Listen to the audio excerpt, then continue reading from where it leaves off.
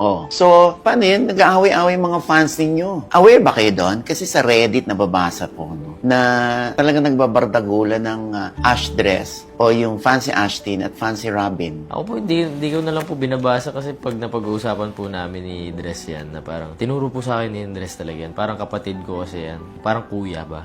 Sinasabi niya palagi sa akin na huwag ka na magbasa, maapektuhan ka, magtrabaho ka lang na maayos. Gawin mo lang yung kailangan mong gawin. Lagi po tinuturo ni Dress sa akin yan. Para siyang kuya talaga sa akin. Kaya, nung nagsisimula pa lang po, natutunan ko talaga na hindi magbasa. Hindi ako masyado naapektuhan. O paano yung mga good comments, mga positive comments? Hindi ko rin po binabasa yun kasi feeling ko lumalaki lang ulo ko pag nakikita ko yung mga gano'n. Ayaw po masyado yung papuri. At ikaw naman, Angela, syempre, nakakaranas ka rin ba ng bashing from Ashbin? Opo, actually, sa kahit sinong tao, nakaka-receive po ako ng bashing, hindi lang sa specific na fandom. Or, basta marami pong taong hindi natutuwa sa ginagawa ko noon na sobrang pagfa-fan service daw.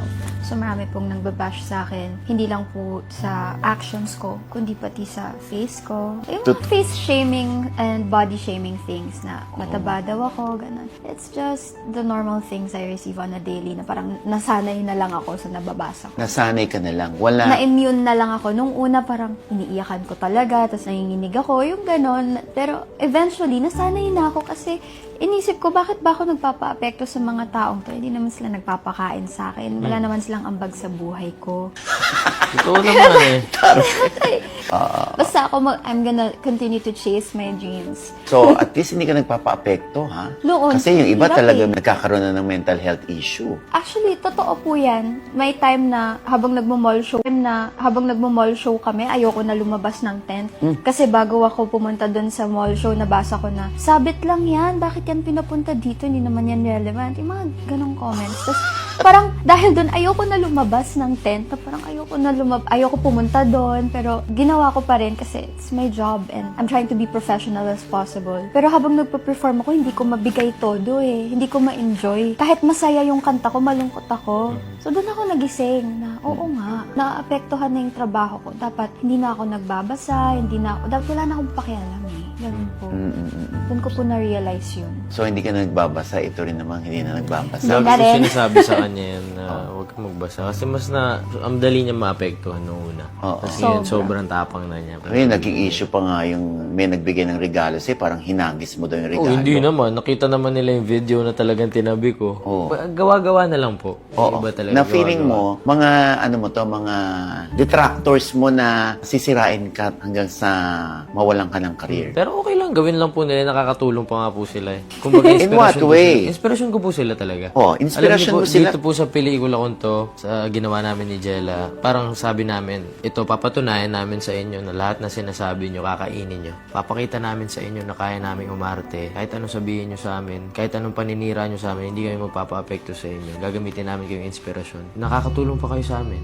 Thank you. Oo. Thanks. Pero, yung iba na hindi na magbabasa ng mga paliwanag, maniniwala dun sa mga nababasa nila, sa mga lumalabas. So, paano yun? Nasanay na lang po ako. Kung anong gusto nilang paniwalaan na nila. Basta masaya po kami sa ginagawa namin at ginagawa namin na maayos yung trabaho namin. Wala naman po kami inapakan na ibang tao. Oo, yun ang importante. Pero gusto ko sabihin sa inyo, ibig sabihin nun, relevant kayo. Kasi pag patuloy ang nang babash sa inyo, patuloy rin kayo nakaka-apekto ng buhay ng ibang tao.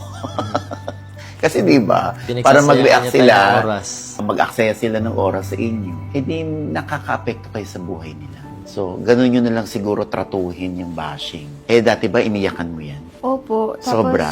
Sobra. Kasi wala naman akong ginagawang masama sa kanila eh. At kung may masama man, nag-a-apologize ako. And I openly promote na wag mag-send ng hate, wag pumatol sa bashers. Wala akong ginawa kundi mag-promote nun. Pero kapag sinasabi ko yun, na-victim naman daw ako. So parang, hindi siya worth it eh na bigyan ng pansin. Hindi talaga. Nung namatay nanay ko, pinangako ko hindi ako titigil and andito na ako, sasayangin ko pa ba yung opportunities?